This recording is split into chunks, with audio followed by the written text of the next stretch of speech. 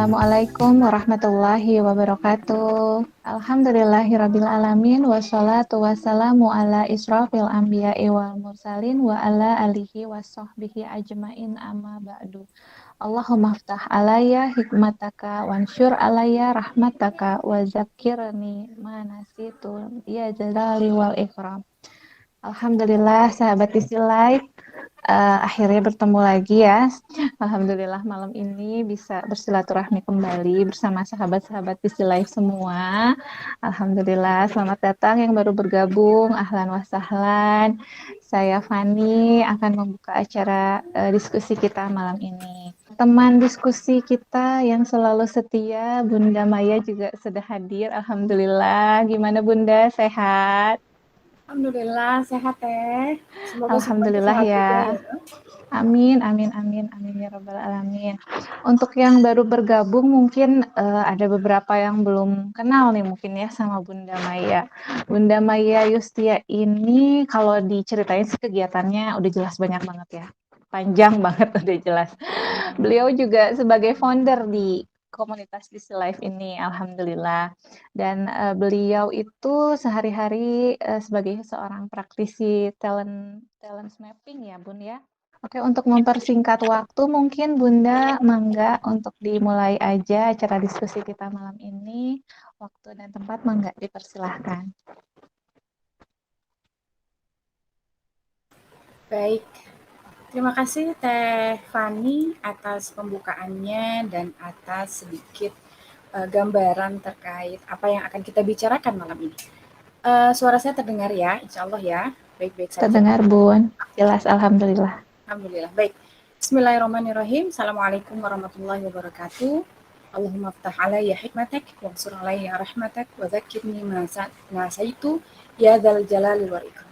Ya Allah, bukakanlah hikmahmu padaku, bentangkanlah rahmatmu padaku, dan ingatkanlah aku terhadap apa yang aku lupakan. Wahai zat yang memiliki keagungan dan kemurahan. Sahabat Dizzy Life, seperti biasa setiap Rabu malam, kita akan banyak bercerita di dalam hati kita. Berdasarkan hikmah-hikmah yang kita dapatkan dari para tamu Dizzy Life setiap Rabu malam. Kalau kita berbicara kehidupan, maka kehidupan adalah penyikapan diri kita terhadap dunia ini. Gitu ya. Kalau kita berbicara dunia, itu sudah final. Tidak akan berkembang lagi. Sedangkan kehidupan akan senantiasa terus berkembang sampai akhir masa. Dan di dalam agenda Dizzy Life setiap Rabu malam, kita akan coba untuk mengolah hati kita dan tentu saja berharmonisasi dengan otak kita yang secara keseluruhan itu dinamakan akal kita. Bagaimana manusia menyikapi dunia ini? Bagaimana seorang manusia dewasa seharusnya menyapa dunia ini? Kekuatan diri apa yang coba kita cari tahu dari setiap narasumber di Dizzy Life di setiap Rabu malam untuk bisa kita contoh, jadikan pelajaran sehingga keajegan kedewasaan kita itu semakin kokoh. Bertambahnya usia, kita berharap kedewasaan kita pun dayanya juga bertambah tentu saja. Karena banyak sekali fenomena di mana ketika usia bertambah, justru yang terlihat adalah sifat kekanak-kanakan. Tapi kan Bun, katanya kan semakin tua akan kembali lagi seperti anak kecil. Kalau, ini berdasarkan apa yang saya simak dari beberapa kajian-kajian akal, kalau secara kita berusaha untuk memelihara kekuatan akal kita, maka insya Allah ketika kita dipanggil oleh Allah Subhanahu wa Ta'ala, maka kedewasaan yang hakiki itu tetap terjaga. Dan itu yang sedang kita coba bangkitkan dengan cara menyimak dari setiap kehidupan, episode kehidupan, ujian-ujian kehidupan, takdir-takdir Allah yang bagi kita berat banget ya. Kemudian kita akan coba olah agar disesuaikan dengan kehidupan kita masing-masing. Baik, Assalamualaikum Bu Iin. Ya, waalaikumsalam warahmatullahi wabarakatuh. Suaranya halimpu ya. Kalau kerja di radio gitu ya, terus akan pernah menjadi penyiar juga kan, nggak cuman announcer dan writer ya Bu Iin ya. Iya, betul. Nah, jadi yang memang enak aja gitu dengarnya gitu. Nah, malam ini terima kasih sudah berkenan hadir. Iya. Sudah berkenan hadir untuk berbagi cerita dari salah satu, saya pikir ini salah satu atau beberapa, tidak seluruh episode kehidupan Bu Iin ya. Salah satu kehidupan Bu Iin terkait perjalanan Ibu Iin sebagai seorang ibu. Salah satu juga episode, betul ya Bu Iin? Betul, betul. Kalau saya lihat nih, Bu Iin itu memiliki 3 orang anak dari 6 kehamilan. Betul ya Bu Iin ya? Iya, betul. Gimana ceritanya Bu Iin? Silakan Bu Iin. Ya, baik. Bismillahirrahmanirrahim. Assalamualaikum warahmatullahi wabarakatuh. Waalaikumsalam. Terima kasih Bunda Maya, juga panitia DC Live dan sahabat-sahabat DC Live yang sudah hadir di kesempatan malam hari ini. Terima kasih atas kesempatan untuk berbagi pengalaman dari sepenggal bagian kehidupan saya. Dan alhamdulillah di malam hari ini saya ingin menyampaikan atau berbagi pengalaman kisah mengenai perjalanan saya hamil sampai melahirkan ketiga buah hati saya tercinta.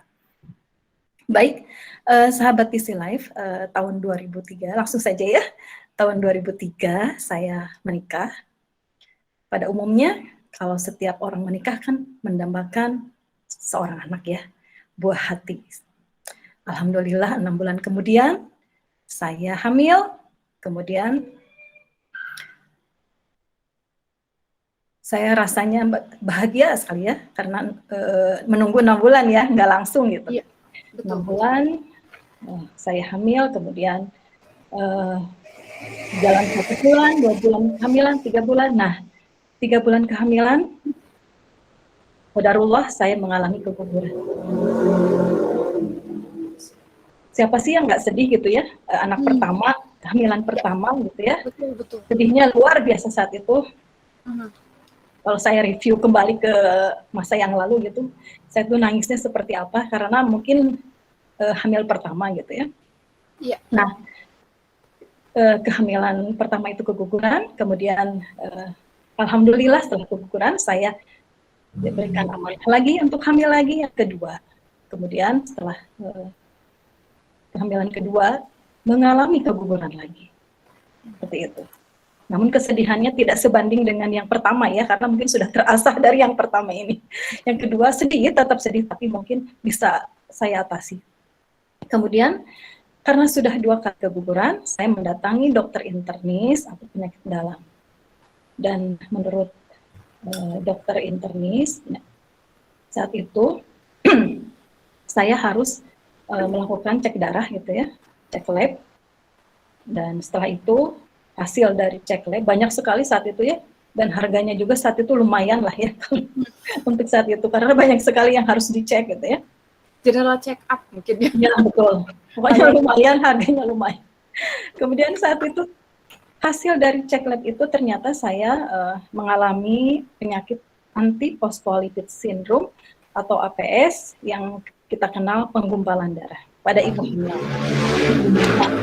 Dokter menyarankan jika katanya hamil ketiga, jika hamil lagi saya harus minum obat setiap hari dan disuntik setiap hari untuk mengencerkan darah supaya kehamilannya lancar. Setiap hari ya Bu? Setiap hari disuntik. Oke, saya saat itu setuju gitu ya dengan saran dokter tersebut. Dan alhamdulillah kehamilan ketiga berikutnya, ya. Kehamilan ketiga sesuai dengan saran dokter harus disuntik dan harus minum obat pengencer darah. Nah, saya balik lagi ke dokter. Saat itu saya diberikan nasihat lagi untuk disuntik oleh suami. Jadi biar nggak dokter bolak-balik. Jadi suami saya diajarkan ya, saat itu saya ke Rumah Sakit Hasan Sadikin dan suami saya diajarkan untuk bagaimana mensuntik gitu ya. Seperti itu. Diberi pelatihan ya, Bu. Ya. Jadi kehamilan kedua itu kehamilan ketiga itu saya tiap hari disuntik sama suami, di kanan, di kiri, di perut sampai lebam-lebam dan biru-biru. Bagaimana? Jadi kalau udah di sini sakit ya udah kanan, tuh wah Cari biru-biru lebam gitu ya. Pokoknya cari area bayangkan, lain ya. pokoknya, aduh masya Allah ya.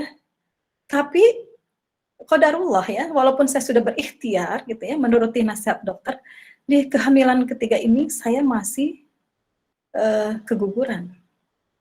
Padahal sudah menurut saran dokter ya, saya ikutin semuanya ya. Jadi saya datang lagi ke dokter. Kemudian setelah itu, setelah ke dokter, kata dokter, jika ada kehamilan lagi, kehamilan keempat, saya harus disuntik tetap, tapi suntikannya yang lebih bagus, tapi harganya lumayan mahal saat itu ya. Kemudian obatnya juga sama seperti itu ya. Jadi alhamdulillah gitu ya, saya menerima, oke, saya apa namanya, saya setujui. Ibu nggak apa-apa, ini mahal harganya sekian-sekian, ibu tiap hari nggak apa-apa. Urusan rezeki gimana Allah aja. Saya itu setuju aja sama suami demi karena ikhtiar yang harus maksimal gitu ya. Itu masalah itu mah nanti di belakang aja gitu ya. Pokoknya kita ikhtiar semaksimal mungkin. Nah, setelah keguguran ketiga, terus kemudian keempat, alhamdulillah ternyata saya hamil lagi. Dan sesuai dengan saran dokter ya, kalau kehamilan keempat harus tadi ya disuntik dengan harga yang mahal. Ya tiap hari saya lakukan di kehamilan keempat ini. Suami saya menyuntik tiap hari seperti itu sampai 8 bulan seperti itu.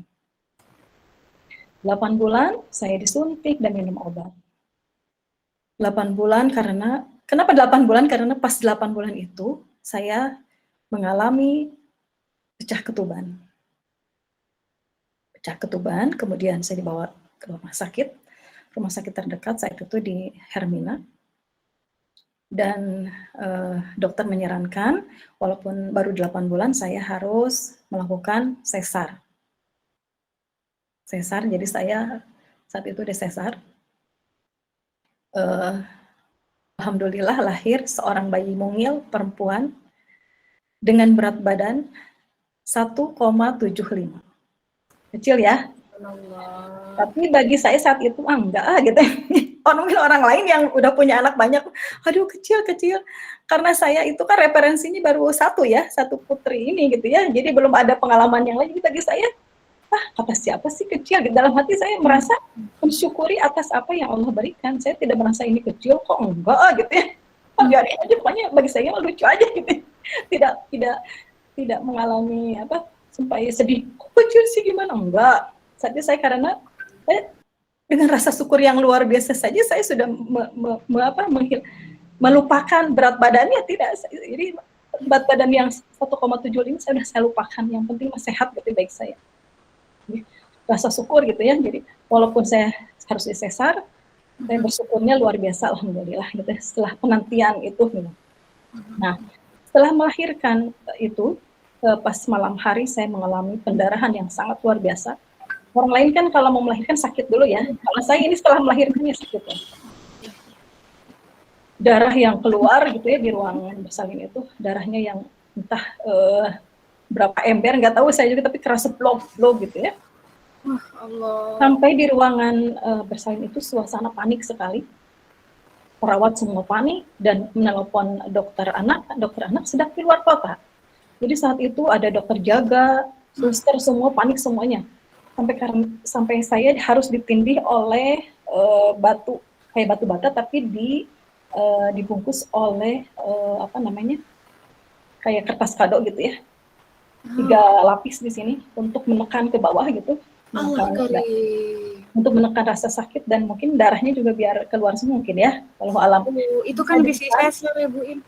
Kenapa? Sesar depan. Kan bisa sesar ya. Sesar kan bisa sesar. Ya, betul. Di bawah kan ini di atasnya nggak pas di situnya, ada di atasnya. Jadi untuk menekan itu mungkin ya. Tetap sakit ya. Iya, sakitnya luar biasa. Sampai saya harus ditransfusi darah, ya. Jadi semua di ruangan itu semuanya panik, ini gimana? Wah, semuanya saya juga nggak tahu kenapa semua orang panik ya.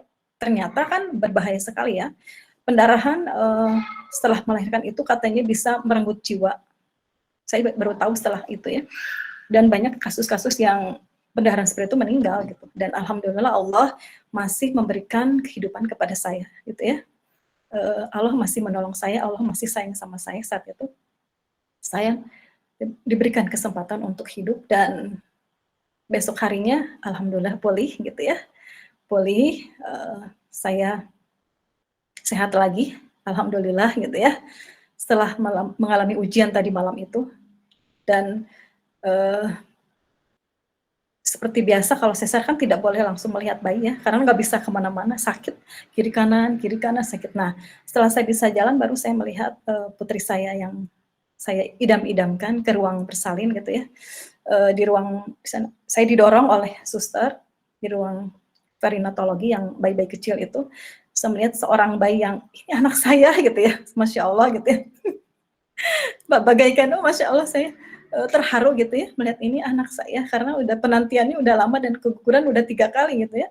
Jadi bayangkan saat itu saya tidak melihat di situ ada keganjilan kok kecil gitu. Nah itu ya sekali lagi saya hanya rasa syukur aja yang saya tonjolkan tanpa melihat sisi apa-apa gitu ya. Kecil bukanlah masalah gitu bagi saya. Nah alhamdulillah itu tuh sudah terlalu ya, dan alhamdulillah walaupun saya sudah dibolehkan pulang ke rumah, namun bayi yang ini tidak boleh karena masih kecil ya. Nah seminggu kemudian baru boleh pulang bagi saya, dan alhamdulillah saya bisa mengasuh, membesarkan putri saya yang pertama ini gitu ya. Walaupun katanya aduh kecil ya badannya baru segini, biarin aja gitu ya. Tapi toh ketika TK itu segendut kan sama ya kalau ngelihat ininya pipinya juga ya bulat gitu ya. Alhamdulillah gitu ya. Dan, dibantu oleh orang tua saya karena masih saat itu orang tua saya masih mampu untuk membantu saya ya. Nah alhamdulillah itu ujian pertama. Dan kedua, kalau kedua tidak sedrama yang pertama ya. Yang kedua, padahal kata dokter, Bu, sudah 1 aja ya, jangan nambah lagi. 1 juga ini perjuangannya udah sulit, kata gitu.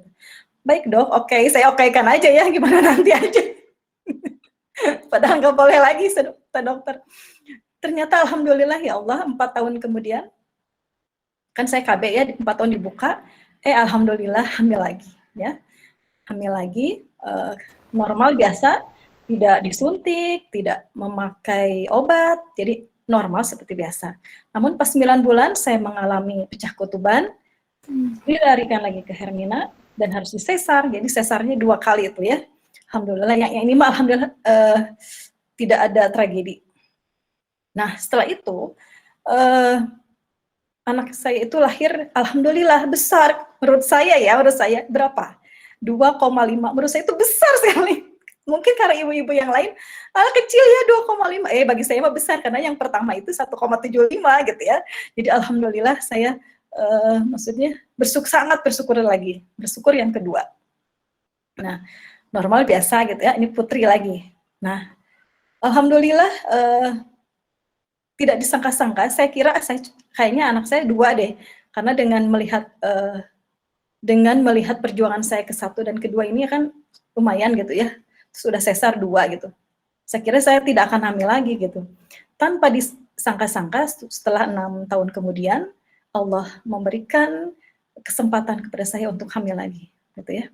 Dan kebetulan kan suami saya juga pengen anak lagi, tapi laki-laki kan pertama, kedua perempuan. Jadi saya pengen anak laki-laki, mudah-mudahan ini anak laki-laki. Ya saya juga pengen sih sebenarnya anak laki-laki gitu. Jadi alhamdulillah, jadi berharap ini anak laki-laki. Ya kita berdua berharap ini adalah bayi laki-laki. Namun baru 6 bulan kehamilan, saya merasakan pusing yang luar biasa gitu ya. Entah kenapa itu kalau saya kontrol ke dokter kan tensi itu selalu normal ya, tidak ada masalah. Pas di bulan ke-6 itu saya merasakan pusing, udah 1 minggu, kenapa pusing aja gitu ya. Kemudian pada suatu pagi tiba-tiba saya malah pusing yang luar biasa yang tidak bisa saya toleransi lagi dan saya mengalami pingsan saat itu. Katanya kejang-kejang, menurut suami saya kan tidak tahu ya, ini cerita suami saya. Kejang-kejang seperti mau mati katanya. Pokoknya udah tak sadarkan diri, udah di gimana-gimana tidak sadar aja. Kemudian dibawa ke rumah sakit, kebetulan yang nyupir itu tetangga sebelah. Macet di pasir kan pas belokan suka macet tuh. Terus suami saya sampai, aduh, apa sih, pokoknya kalau diceritakan itu, Masya Allah lah ya, saya juga sedih juga sih, suami saya udah panik gitu ya, macet, ini istrinya gimana, mungkin ya, sudah panik luar biasa, namun alhamdulillah gitu ya, bisa terlalui kemacetan itu, walaupun suami saya juga udah panik, dibawa ke rumah sakit langsung ke UGD, kemudian harus segera ke apa namanya, ke bagian persalinan, katanya harus disesar secepatnya walaupun bayinya masih kecil, dan suami saya harus menandatangani persetujuan ya, jikalau terjadi apa-apa dengan ibu dan anaknya, yang harus didahulukan keselamatannya adalah ibunya gitu ya. Jadi memilih ibunya, jadi suami saya memilih ibu atau anak Pak yang harus diselamatkan gitu ya. Kan bingung ya, ibu anak, ibunya aja gitu kan, karena ibu masa jadi suami saya harus menentang itu. Jadi yang pertama kali yang diselamatkan adalah saya, ibunya. Karena kondisi saat itu, kalau menurut manusia secara logika itu udah nggak mungkin gitu ya, mungkin ya secara kedokteran. Kemudian alhamdulillah, saya tidak sadar saat itu entah lagi bagaimana gitu. Namun ketika saya sadar, saya hanya mendengar suami saya berbisik, sudah melahirkan, alhamdulillah anaknya laki-laki, seperti itu ya. Alhamdulillah ya Allah, laki-laki. Dia beratnya berapa? 6,5, maaf, 7,5 gram. Tapi nanti kan nyusut ya, 7,5 nanti setelah di sana nanti nyusut jadi 6,5, nanti naik lagi gitu ya. Nah, saat itu perasaan saya, bayangkan ibu-ibu ya, ketika mendengar 7,5, waktu pertama saya aja dulu melahirkan saya 1,75 kecil gitu ya. Ini 7,5 gram, bayangkan. Rasa, nggak bisa dibayangkan seperti apa. Namun saat itu saya hanya berpasrah kepada Allah gitu ya. Oke, saya terima ini gitu ya. Saya terima ini atas yang telah Allah takdirkan kepada saya.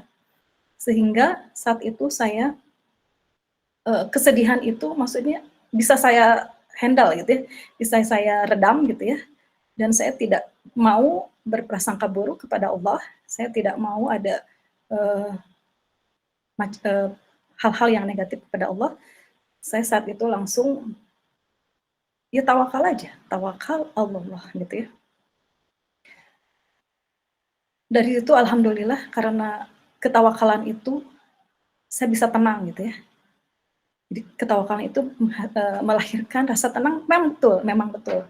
Karena saat itu saya tenang, maksudnya nggak frustasi misalnya setelah mendengar bayinya 7,5 gram. Mungkin kalau yang normal, gimana ya mungkin ya.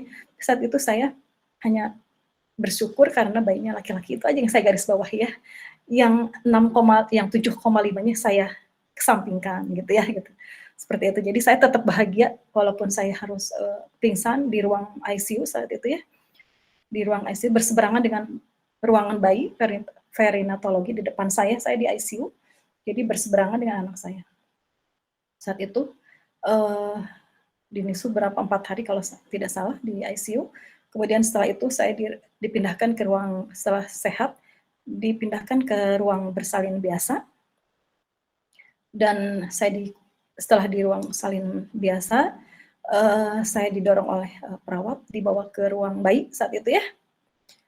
Melihat bayi saya pertama kali saat itu, Masya Allah, bayi mungil, 7,5 gram, dipasang segala macam oksigen, di tangannya infusan, apa yang entahlah itu alat-alat apa ya, inkubator ya. Pokoknya miris ya, kalau ya Allah, cuman saya bilang, Assalamualaikum Ade, Assalamualaikum, ini Mamah Nak. Gitu. Saya berbicara untuk berkomunikasi saat itu. Ini Mamah Nak, Ade harus sehat, Ade harus kuat, seperti itu. Ade harus terus bertahan. Mama terus mendoakan Ade agar Ade terus sehat, gitu ya. Ade kuat, Ade bisa. Dan saya saat itu berdoa sebanyak-banyak untuk kesembuhan anak saya.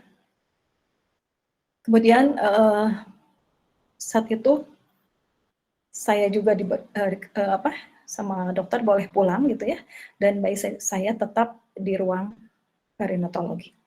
Saya boleh pulang, kemudian saya boleh pulang, tapi saya setiap hari harus menengok anak saya di ruangan perinatologi ya, karena untuk memberikan ASI, kepada anak saya. Nah, di ruang setiap saya menengok bayi saya setiap hari saya mencoba untuk berkomunikasi, memegang jarinya, assalamualaikum adek, seperti yang tadi saya ucapkan, dede harus sehat, dede harus kuat, ini bayinya sudah besar, ini bayinya, adek harus sehat, adek harus kuat, gitu tuh ada teman-teman mamahnya. Nah ini dia, halo dulu dong, saya halo. Masya Allah. Ini yang lagi diceritain. Ini nih, jadi adek harus kuat, adek harus sehat, mama, papa, kakak-kakak menunggu adek di rumah gitu.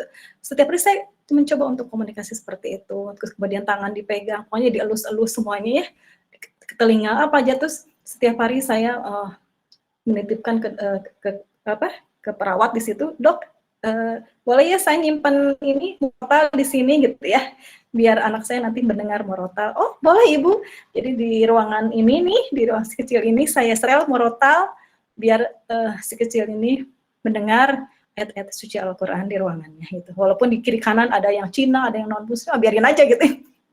Seperti itu. Tapi kan diizinkan, tidak apa-apa gitu. Jadi alhamdulillah 3 bulan di rumah sakit ini, 3 bulan, dan perjuangannya tidak hanya di situ. Kata dokter kepada suami saya, ibu, bapak, ini namanya Soekarno-Hattanya harus kuat ya. Soekarno-Hatta apa? Paham nggak? Soekarno-Hatta teh uangnya, maksudnya dananya harus kuat katanya, seperti itu. Karena memang biayanya lumayan ya, peralatannya kan juga lumayan untuk bayi mungil ini. Terus 1 kali kunjungan dokter ahli aja untuk khusus bagian bayi-bayi kecil itu kan lumayan ya, dokternya profesor senior lagi ya. 1 kali kunjungan berapa, sejam juga, walaupun cuma berapa menit gitu ya. Terus alat-alatnya, ventilator semacam itu, yang kecil-kecil itu pokoknya luar biasa gitu ya. Namun saat itu suami saya, iya saya siap gitu ya. Walaupun kondisi suami saya itu siap, bari dia kumangkewe gitu, yang penting mah bilang aja siap gitu kan ya. Gimana nanti saja gitu kan, namanya untuk anak kita perjuangkan bersama-sama gitu ya. Nah, alhamdulillah ya, pas 3 bulan berlalu gitu ya, walaupun lihat bond yang di kasir jelik gitu ya, memang kan itu nggak langsung cash, maksudnya nggak langsung, jadi kan dari awal juga tiap hari kita harus mengeluarkan uang, bu ini gitu ya. Tiap hari itu harus aja, ini bu, ditelepon ibu ini gitu. Ada aja, ibu ini harus suntik ini, ibu harus cek ini, cek itu kan, kalau bayi kecil harus cek apa semuanya harus dicek seluruhan gitu ya. Lumayan gitu ya. Kalau kata dokter Setior ini betul yang melahirkan saya, ibu ini bisa untuk 1 rumah katanya gitu. Ya nggak apa-apa dok, pokoknya saya perjuangkan gitu, Masya Allah. Dan saat itu saya kebetulan lagi membangun rumah ya, lagi finishing ya kalau nggak salah ya, lagi finishing. Jadi ini dana itu ke sini, ke rumah ini, kemudian ke bayi. Walau alam ya, kalau secara matematik itu nggak bisa lah, kalau kita kalkulasikan dengan matematika itu nggak bisa, soalnya mana gitu, uang dari mana gitu ya. Tapi alhamdulillah dengan pertolongan Allah gitu ya, yang tidak mungkin kalau kita tawakal, insya Allah dengan tawakal akan dicukupkan oleh Allah, kata seperti itu ya. Dan setelah itu bayi saya juga alhamdulillah gitu ya, sehat walaupun kecil. Jadi kata dokter setelah 3 bulan boleh dibawa pulang. Berat badan saat itu 1,3 waktu saya ambil ke rumah. Masih kecil kan ya? Setelah 3 bulan ya. 1,3 kilo ya. 1,3. Bayangkan ibu-ibu 1,3 dibawa pulang, dan kakak-kakaknya juga waktu di rumah bengong ngelihatnya ya, kakak Salma, kakak Silmi lihat, mungkin bayinya kecil aneh katanya, kalau sekarang bilang kayak alien. Kakaknya bilang, mama kok sekarang bilangnya dulu mah nggak berani. Dulu mama dulu ya ada kayak Alif kayak kecil banget ya. Dan itu benar-benar saya yang mengurusnya. Saya yang mengurusnya. Tidak ada orang tua kan. Orang tua saya udah sepuh pas melahirkan anak ini, yang ketiga ini ya. Kalau sama waktu pertama mungkin ibu dan bapak saya masih bisa membantu gitu ya di rumah. Tapi kan waktu itu masih ada, maksudnya usianya belum terlalu sepuh lah ya pas lahir yang ketiga ini. Kan sudah sepuh, ibu saya sudah tidak bisa membantu gitu urusan itu. Jadi saya sendiri pure gitu ya, dengan suami membesarkan gitu. Saya dengan penuh kasih sayang tentunya ya, namanya seorang ibu, bayi kecil, tapi saya dengan kesabaran mengurusnya, dengan kasih sayang, karena ini adalah anugerah bagi saya, karena ini adalah bayi laki-laki yang saya dan suami saya tunggu-tunggu gitu ya. Saya bersyukur kepada Allah gitu. Alhamdulillah dengan rasa syukur saya, Allah tambah nikmat kepada saya, anak saya hidup normal gitu, tidak kurang satu apapun, walaupun waktu usia 2 tahun dia tidak merangkak, tapi ngesot gitu ya. Nah, kalau dalam segi pertumbuhan anak kan tidak boleh ada satu sisi yang tidak dilalui ya, harus semuanya terlalui masa-masa pertumbuhannya. Nah, karena ngesot jadi disuruh untuk terapi gitu, terapi ke Hermina saat itu. Belajar terapi cuman berapa bulan, alhamdulillah lama-lama bisa deh ngesot merangkak sendiri ya. Ya. Dan di situ saya mengambil hikmah. Ternyata di ruang terapi itu ya Allah banyak sekali hikmah ya. Ternyata ada yang lebih berat lagi dari saya. Melihat anaknya sehat, besar badannya, tapi ya Allah gitu, ada Down syndrome gitu ya. Ada juga yang kelainan apa. Jadi ketika saya di ruang terapi itu macam rasa syukur itu semakin gitu, karena toh ada yang lebih berat ujiannya daripada saya. Kalau saya kan bayinya cuma kecil ya, ini kok 2 tahun tapi kok kecil gitu, cuman gitu aja biarin kalau gitu ya. Maksudnya saya tidak akan menggubris omongan orang ya, kok kecil sih, senyumin aja gitu. Dan saya tidak merasa sakit hati, tidak merasa tersinggung gitu ya, dengan kok ada juga yang menyindir seperti mengernyitkan dahi ya, ketika melihat ini berapa tahun, sekian tahun sambil gitu kemudian kecil gitu. Tapi saya dari mimik mukanya melihat ini seperti underestimate gitu, maksudnya secara walaupun dia tidak bilang, tapi secara ini bisa terlihat gitu. Nah, setelah itu dari situ semakin rasa syukur saya bertambah, karena di ruangan terapi itu ya berbagai ragam anak-anak yang ya Allah gitu ya, pokoknya macam-macam kasusnya gitu. Nah, saya sampai ya sama suami saya, ya Allah papa kita bersyukur ya Alhamdulillah, ternyata ada yang lebih parah dari anak kita ya. Suami saya juga sama-sama kadang-kadang menitikkan air mata ya melihat kondisi di mana di ruang terapi itu beraneka ragam kasus gitu, seperti itu. Nah, dari sana rasa syukur kepada Allah gitu ya, sangat saya tekankan dalam diri saya, bahwa betul apapun yang saya dapatkan, takdir Allah yang hadirkan kepada saya harus saya syukuri, saya harus jalani semuanya dengan rasa syukur dan ikhlas gitu ya, dan bertawakal kepada Allah. Insya Allah kalau kita tawakal melahirkan rasa ketenangan dalam diri kita, seperti itu. Dan alhamdulillah sekarang anak saya udah 4 tahun, namanya Muhammad Sajid Al-Fatih ya. Si jagoan saya ini gitu. Mudah-mudahan menjadi anak yang soleh dan soleha, amin ya rabbal alamin. Amin ya rabbal alamin. Bu Iin luar biasa, Masya Allah, luar biasa Bu Iin.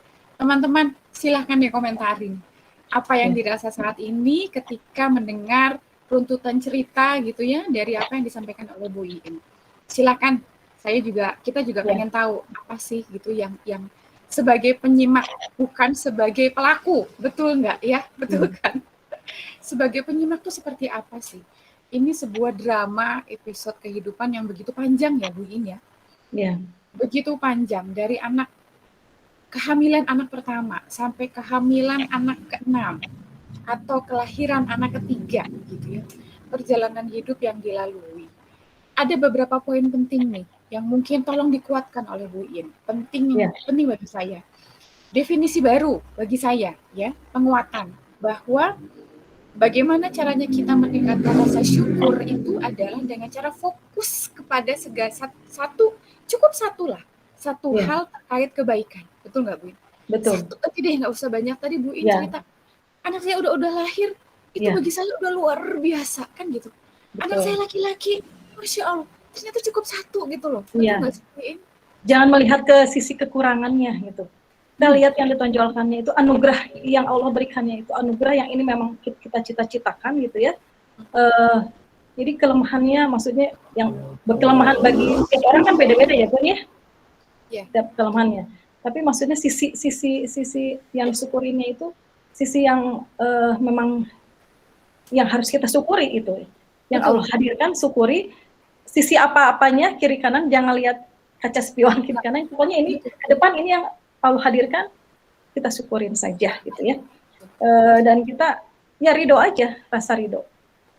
Nah itu Bu In. Cuman Bu In, maaf tadi kenapa saya kembali lagi ke pertanyaan awal ya. Bagi saya untuk meningkatkan rasa syukur, saya biasanya selalu berusaha untuk mencari banyak hal baik yang memakaikan diri ini untuk melihat kebaikan-kebaikan. Berarti banyak kebaikan-kebaikan dari Allah. Betul. Tapi apa yang saya simak dari Bu In itu tadi, makanya saya mohon maaf kalau saya balik lagi. Satu kebaikan yang dipandang utuh, ya, lengkap, itu ternyata sudah cukup membuat seorang Bu In untuk bisa meningkatkan berkualitas berkali-kali lipat rasa syukur Bu In. Cuma satu sahabat Easy Life, kita kok susah amat ya untuk bersyukur, ya Allah. Gimana Bu In? Ya, kita harus pertama kita harus menyadari ya Bu, kalau kita itu kan sebagai hamba gitu ya.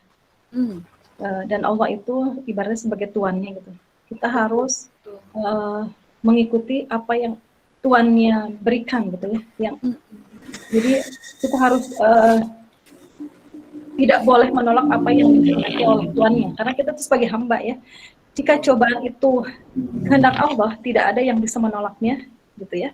Jadi langsung saja mensyukuri. Ya tidak ada kata lain gitu, disyukuri aja gitu. Mensyukuri dan tawakal Allah gitu ya. Tawakal Allah, dengan tawakal insya Allah perasaan was-was, perasaan pikiran-pikiran yang buruk itu akan sirna dengan sendirinya, karena tawakal itu menghasilkan keamanan rasa, keamanan rasa, kedamaian rasa gitu. Dari kedamaian rasa itu kita tidak akan mungkin melihat sisi negatifnya, sisi buruknya dari apa yang kita dapatkan gitu, seperti itu ya. Karena dalam surat Ali Imran ya kalau tidak salah, sesungguhnya Allah menyukai orang yang bertawakal kepadanya. Bertawakal akan mendatangkan ketenangan rasa. Nah seperti itu. Dan rasa tawakal ini juga ada dalam surat Al-Maidah ya, surat Al-Maidah surat kelima ayat 23, dan hanya kepada Allah hendaknya kamu bertawakal jika kamu benar-benar beriman. Dan orang yang bertawakal ini akan mendapatkan perlindungan dan pertolongan dari Allah. Kemudian orang yang bertawakal itu akan mendapatkan kebaikan di dunia dan akhirat, dan orang yang bertawakal hidupnya akan dicukupi oleh Allah Subhanahu wa taala. Seperti juga dalam surat At-Tolak ayat 3, barang siapa yang bertawakal kepada Allah, niscaya Allah akan mencukupkan keperluannya. Nah, seperti itu ya. Yang saya rasakan seperti itu. Jadi apa yang menurut saya tidak mampu, tidak akan saya bisa kalau kita bertawakal, ya solusi-solusi itu pasti ada gitu, berdatangan gitu ya. Kemudian pertolongan itu ya pasti datang tiba-tiba gitu ya. Yang kita tidak mungkin itu bisa terjadi, bisa saja terjadi itu ya. Terus kemudian dengan rasa itu ya seperti yang tadi Bunda Maya, betul gitu ya. Yang satu rasa syukur itu kita tidak akan melihat sisi negatifnya, kiri kanan. misalkan kita mendapatkan seperti ini, jangan lihat oh kok segininya, misalkan kita mendapatkan rezeki, misalkan ya kok segininya, misalkan ya eh, kok segini, jangan lihat nominalnya gitu. Syukur aja misalnya hanya 100.000 misalkan ya, ya alhamdulillah gitu kan, 100.000 bisa aja kita mencukupi berbagainya nggak kalau berkah ya, betul tidak? Tidak dengan kita berapa miliar, misalnya kalau tidak berkah kan tidak mencukupi, insya Allah ya, seperti itu. Jadi jangan lihat nominalnya kalau masalah itu ya. Jadi ini juga ketika saya mengalami hal yang tadi, jangan lihat itu berat badan kecil segini, jangan lihat gitu ya. Kalau kita terus ngagugulung istilahnya kalau bahasa Sunda ngagulung apa ya? Ngagulung berkecimpung apa terlalu fokus ya. Ya kalau kita fokus ke aduh berat badannya kok kecil ya, berat badannya aduh kok gitu ya seperti itu ya. Jadi terus aja kita akan pikiran kita itu terus akan berfokus pada kelemahannya itu, masalah apapun ya.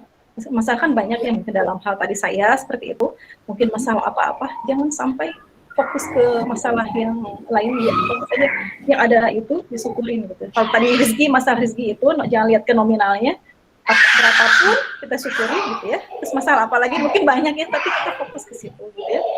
Nah kalau kita sudah fokus ke rasa itu, insya Allah semua yang menurut kita yang maksudnya yang menurut kita menurut orang itu kecil, biarin aja gitu, itu bukan satu masalah gitu. Misalnya gitu ada rezeki 100.000 kita cukup, menurut orang mungkin itu sedikit banget ya, dan kita gaji kita misalkan 1 juta sebulan atau misalnya 4 juta, kecilnya 4 juta misalkan. Jadi karena kita fokus bukan karena nominal ya, fokus karena rezeki yang Allah berikan itu, insya Allah mencukupi. Walaupun kata orang kecil ya gajinya segitu, ya biarin aja, nggak usah melihat, maksudnya nggak usah mendengar stereotip gitu, tidak usah mendengar stereotip orang lain. Kita fokus aja pada diri, yang penting kita happy gitu kan, kita bahagia, kita enjoy gitu kan. Dan memang ada masalah gitu kan, nggak sholat kalau remaja saat ini, bukan anak-anak zaman sekarang sholat gitu loh gitu ya, misalkan seperti itu. Memang terus gitu seperti itu menjadi sholat gitu. Ya, kita fokus pada kebahagiaan diri kita sendiri aja. Gitu. Emang saya bahagia gitu kan. Gitu. Yang penting saya misalkan dengan rezeki yang Allah berikan, saya bahagia, saya happy. Walaupun anak saya misalkan kecil, tapi saya happy kok. Saya sangat happy. Terus orang lain kenapa sih misalkan bilang kecil biarin, sholat gitu loh gitu misalkan gitu ya, bagi saya kan nggak ada masalah gitu kan, itu kenapa emang masalah kamu kecil gitu, yang penting kan sehat gitu. Ya karena yang menyatakan bahwa itu masalah atau tidak kan diri kita ya Bu ini ya. Betul, jadi kitanya yang bisa menyetir pikiran kita gitu.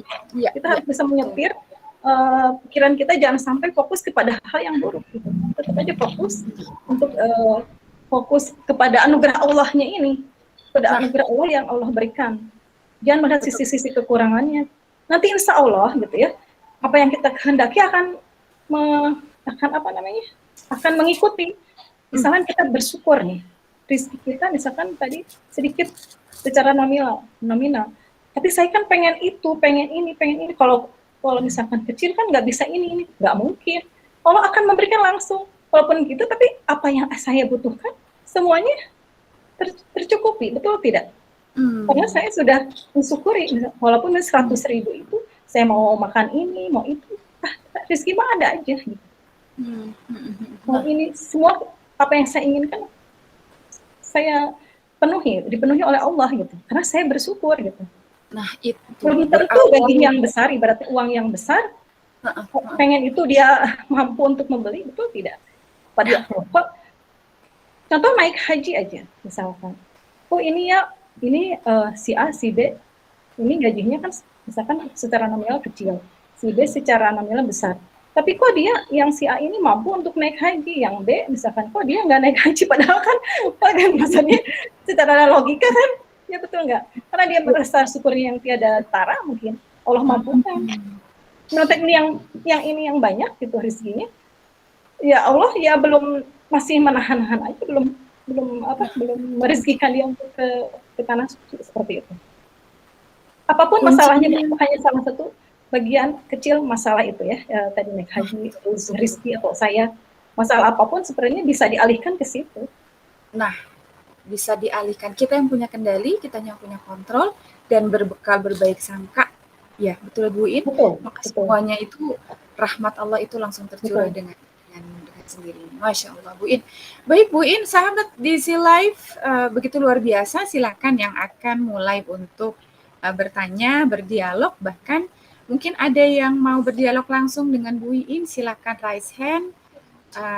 Kalau sambil kita menunggu, kita akan coba buka kolom chat seperti apa tanggapan dari sahabat Busy Life nih Bu Iin dari cerita yang sudah disampaikan. Iya, jangan lupa juga untuk mengisi link presensi ya. Silakan diklik dan kemudian mengisi sesuai dengan data yang ada di dalamnya. Nah, dari Ibu Nining Nurhaini, Masya Allah Dede Al sekarang udah cerewet banget, lincah main sepeda terus. Bu Nining menyimak di mana ini melihat Dede Al naik sepeda? Masya Allah, Bu Nining, mau berdialog langsung dengan Bu Iin kah? Iya, kan saya suka ngirim pesanan Bu Iin. Oh iya, betul. Dede aku cerewet banget, terus lagi naik. Halo, gitu ya. Kalau tiap orang kan dia suka halo, gitu kalau tiap orang. Saya sering ketemu gitu. Aduh, Masya Allah. Alhamdulillah Bu Nining juga termasuk salah satu sahabat Bu Iin yang melihat ya, Bu Nining ya, melihat proses dari mulai Bu Iin hamil, melahirkan, mendengar cerita dari Pak Edi, suami Bu Iin, bagaimana keadaannya, bla bla bla, kemudian lahir sampai saat ini ya, Bu Nining ya. Iya, betul, Bun. Ya, Bu Nining yang suka menengok saya setiap hari. Sekarang ya, Bu Nining setiap hari ke rumah. Kadang-kadangnya kalau saya pesan. Masya Allah, Alhamdulillah. Doa mungkin, yang pasti doa dari Bu Nining buat Bu Iin, Masya Allah. Baik, chat yang berikutnya dari Ibu Ariningsi. Masya Allah, perjuangan seorang ibu yang tak terhingga. Semoga putra-putrinya menjadi penyejuk hati dan menjadi amal jariah kelak buat Teh Iin dan semangat dan sehat selalu. Amin, amin, amin. Ya Rabbal Alamin. Dengan Bu Arin dan seluruh peserta dari DC Live malam ini. Atur nuhun Bu Arin. Makasih doanya Arin. Ah iya, kenal ya, baru ingat lagi saya. Masya Allah. Semoga Arin dan keluarga juga sehat ya. Amin, amin, amin, amin, amin. Dua sahabat yang betul-betul perjuangan hidupnya luar biasa dan alhamdulillah berkenan untuk sharing di Dizzy Live ya. Terima kasih. Kemudian dari Ibu apa Teh Desi S. Lestari, Masya Allah Bu In luar biasa. Belum tentu kalau saya mengalami akan bisa banyak bersyukur dan tawakal. Jazakumullah khair, sudah mengingatkan. Nah, betul, mengingatkan untuk selalu bersyukur atas apa yang Allah berikan kepada kita. Saya terharu mendengar cerita Bu Iin, semoga saya bisa memperbaiki diri saya supaya selalu bersyukur untuk apapun. Tawakal kepada Allah. Amin, amin, amin, amin. Amin. Masya Allah. Kemudian dari Teh Arin lagi, kondisi Teh Iin pada saat itu apakah masih bekerja? Ya. Pada saat saya keguguran kedua, saya membulatkan tekad untuk keluar karena saya ingin fokus ke kehamilan saya gitu. Takutnya kan keguguran, takutnya karena saya capek gitu ya, ada perasaan ke situ. Jadi pas kehamilan kedua saya mentekadkan diri untuk keluar bekerja, menjadi ibu rumah tangga di rumah gitu, dan ingin fokus ke kehamilan saya. Seperti itu Arin. Jadi seperti itu. Pas kehamilan kedua saya keluar bekerja. Nah, di pas kehamilan kedua beliau keluar untuk lebih fokus karena rata-rata ya Bu In setiap ada yang keguguran ketika dia bekerja maka salah satu yang terfikirkan sepertinya aku harus berhenti dulu deh, mungkin gitu ya Bu In ya. Iya. Terlepas dari apa yang terjadi gitu ya. Penyebabnya apa gitu ya. Sebagai ikhtiar salah satunya ingin fokus ikhtiar, takutnya capek atau gimana gitu ya. Ikhtiar aja pokoknya ingin supaya saya juga lebih santai gitu di rumah, menjaga sekali kehamilan yang kedua ini, jangan sampai keguguran walaupun qadarullah ternyata masih keguguran. Nah itu terkadang saya itu gagal tuh seperti itu, jadi gagal untuk menyikapi ketika sudah berjuang kenapa hasilnya tidak sesuai dengan harapan. Nah itu Bu In bagaimana sih caranya untuk tetap Saya suka tadi punya kalimat baru dari Bu In, keamanan rasa. Bagaimana caranya Betul. menjaganya? Menjaga keamanan rasa, yaitu kuncinya adalah tadi satu, tawakal, Bu, Bunda. Tawakal itu akan menghadirkan keamanan rasa. Itu udah ada dalam Al-Quran ya. Sebelumnya Allah menyukai orang yang bertawakal kepadanya, karena bertawakal akan mendatangkan ketenangan rasa. Jadi kalau kita punya masalah, sebenarnya yang pertama kali kita fokusnya kepada siapa sih? Fokus kepada solusi atau fokus kepada Allah? Kalau kita punya masalah, solusi dulu atau solusi dulu atau Allah dulu? Harusnya Allah dulu. Ya, harusnya ke Allah dulu. Harusnya ke Allah dulu gitu ya. Kalau memang kita mempunyai maksudnya kepercayaan diri kita kepada Allah gitu ya. Jadi jangan solusi dulu, Allahnya nanti nomor 2. Salah itu. Yang pertama adalah ke Allah dulu. Tawakal Allah gitu ya. Seperti ketika para pemuda-pemuda yang terjebak di Gua Al-Kahfi ya, pemuda Al-Kahfi, mereka ketika terjebak langsung ke Allah dulu kan, bukan, duh gimana nih solusinya kumaha biar keluar dari gua ini, enggak gimana caranya, enggak, langsung mereka ke Allah gitu, berintrospeksi, mempunyai kesalahan apa gitu, atau mempunyai kelebihan apa saya untuk membuka ini gitu kan, langsung. Nah sekarang kita juga gitu, pertama kali kita mempunyai masalah, pertama adalah ke Allah dulu. Jangan cari solusi dulu. Insya Allah kalau kita sudah bertawakal kepada Allah, langsung kepada Allah, solusi itu akan mengikuti. Bukan kita berarti tawakal itu tidak ada ikhtiar ya. Tetap kita berikhtiar gitu. Tetap berikhtiar. Namun yang diutamakan adalah ke Allah dulu, baru nanti solusinya Allah akan mudahkan.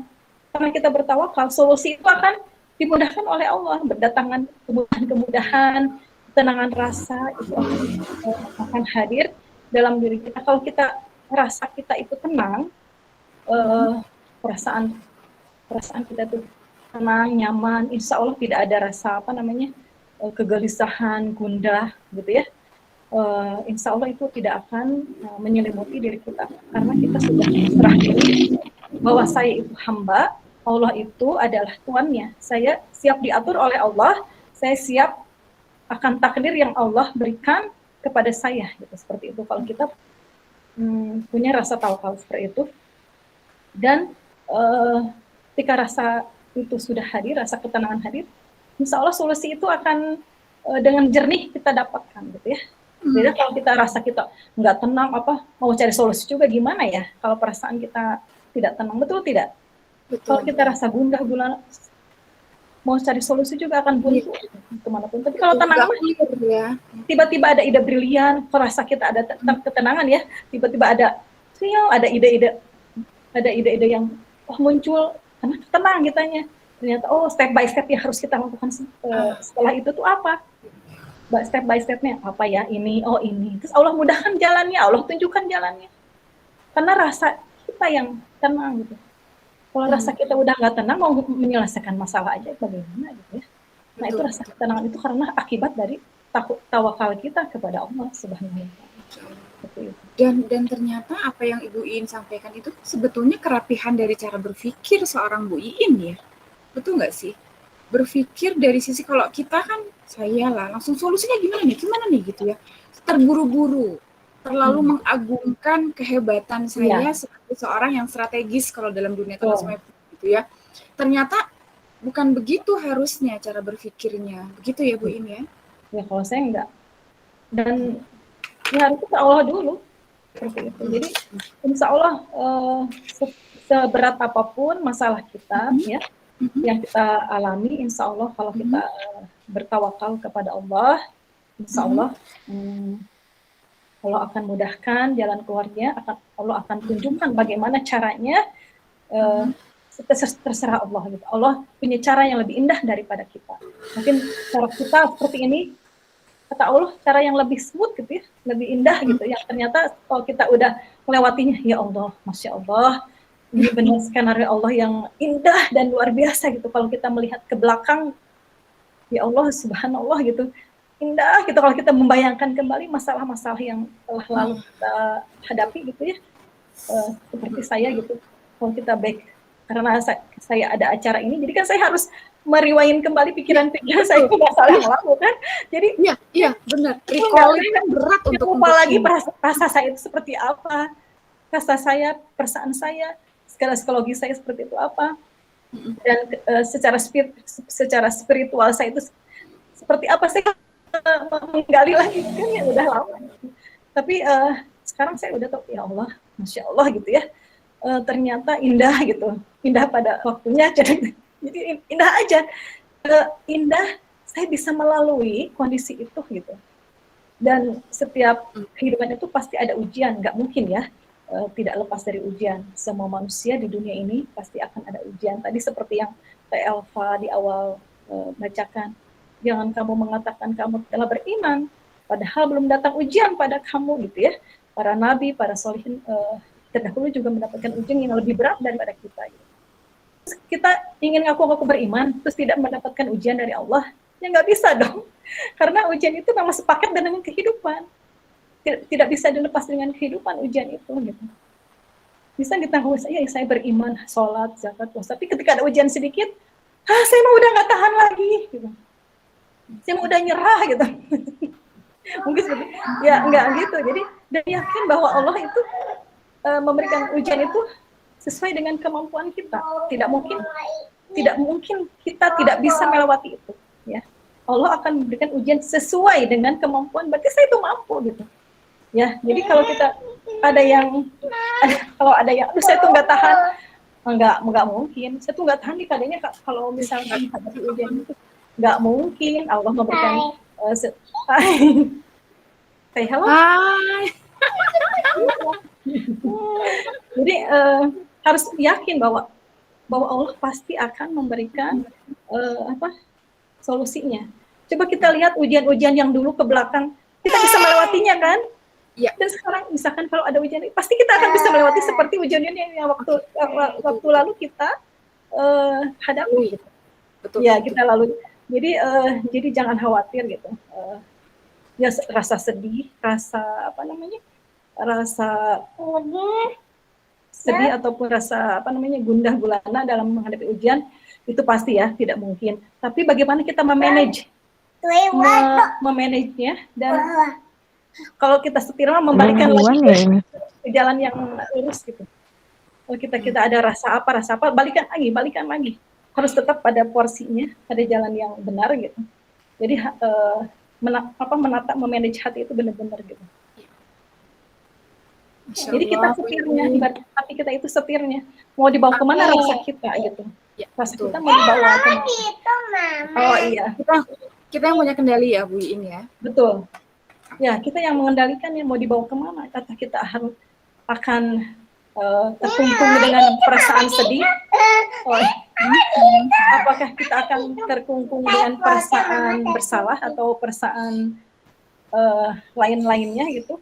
Ya itu kita sendiri yang bisa menyelesaikannya seperti itu ya.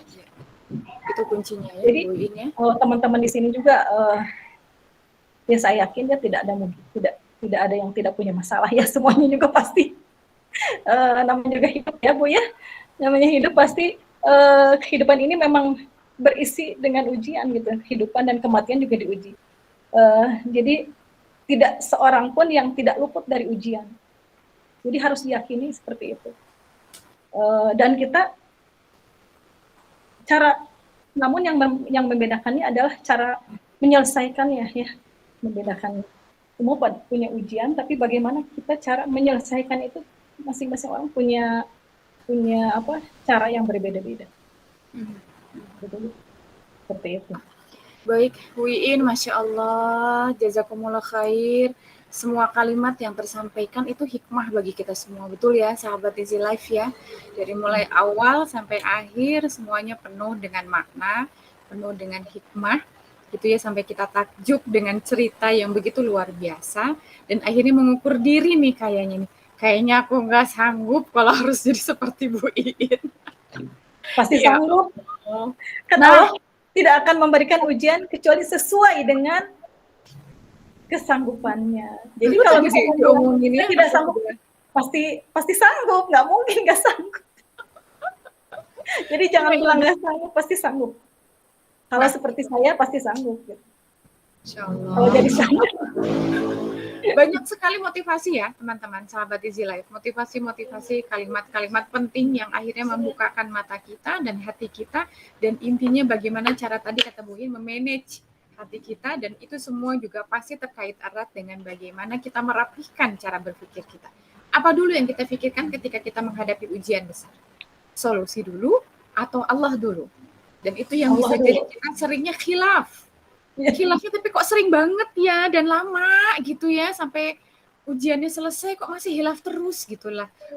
Ya kita harus banyak istighfar dan banyak sering mendengar cerita-cerita seperti ini, betul ya sahabat Easy Life, sehingga tadi kita akan sering tercerahkan dan lama-lama cara berpikir kita pun akan menjadi clear, sehingga menata kehidupan dan menjalani solusi pun menjadi penuh dengan hidayah Allah.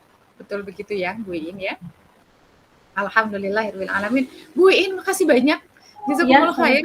Terima kasih banyak, dan insya Allah yang mendengarkan akan jauh lebih banyak karena kita akan upload di aplikasi YouTube insya Allah, dan saya akan juga sebarkan kepada teman-teman lain yang bisa jadi hari ini tidak bisa hadir untuk bisa menyimak cerita dan hikmah dari Bu In. Hatur nuhun, salam buat keluarga. Sehat-sehat semua dan tetap menjadi inspirasi buat siapapun gitu ya, dengan cerita kehidupan Bu In yang luar biasa ini. Terima kasih banyak Bu In, salam buat Pak Edi ya. Ya, mohon maaf atas segala kekurangannya untuk semua sahabat-sahabat semuanya ya. Apabila dalam menyampaikan mungkin ada yang tidak berkenan atau mungkin kurang sistematis dalam menyampaikannya karena rasa semangat saya dalam menyampaikan, mohon maaf, dan semoga menjadi ibroh bagi yang mendengarkannya. Assalamualaikum. Waalaikumsalam warahmatullahi wabarakatuh. Alhamdulillahirabbil alamin. Selesai sudah tugas saya untuk mendampingi Bu In dalam rangka untuk menyimak dan menguak makna dan hikmah dari kehidupan beliau. Terima kasih banyak. Insya Allah kita ketemu lagi minggu depan. Barakallahu li wa lakum. Assalamualaikum warahmatullahi wabarakatuh. Tiffany, saya serahkan kepada Waalaikumsalam warahmatullahi wabarakatuh. Masya Allah, masih agak merinding ya dengar ceritanya. Benar tadi yang pada komen, aduh belum tentu aku nggak bisa sekuat Bu Iin ya, belum tentu aku setangguh Bu Iin ya. Bu Iin benar-benar seorang ibu yang pejuang tangguh sih kalau aku bilang ya, dengan berbagai cobaan yang udah dihadapi itu bukannya tambah down tapi malahan tambah kuat gitu ya Bu ya, tambah tough. Setiap cobaan itu pasti akan lebih mendewasakan kita, lebih menguatkan kita ya Bu ya. Dan ini udah banyak banget ini catatan yang aku catat ya Bu ya, poin-poin pentingnya, Masya Allah, merasa banyak tersentil, udah pasti, merasa banyak diingatkan, Alhamdulillah. Dan beberapa poin penting yang saya catat sih di sini yang tentang bersyukur dan tawakal kepada Allah itu akan menciptakan ketenangan rasa ya Bu ya, itu memang penting banget. Kadang kalau kita lagi diuji dengan cobaan malah ngerasa, ih ya Allah kok Allah tuh gini banget ya sama kita, jadi malah bukannya husnuzon ya, kita malah suudon biasanya. Aduh ya Allah, astagfirullah, itu harus dihilangkan banget ya. Terus di sini juga yang saya tangkap itu, apapun cobaan yang kita terima, jangan pernah hilang harapan ya Bu ya. Harapan itu pasti selalu ada, kita selalu yakin akan semua yang indah pada waktunya yang Ibu tadi cerita ya.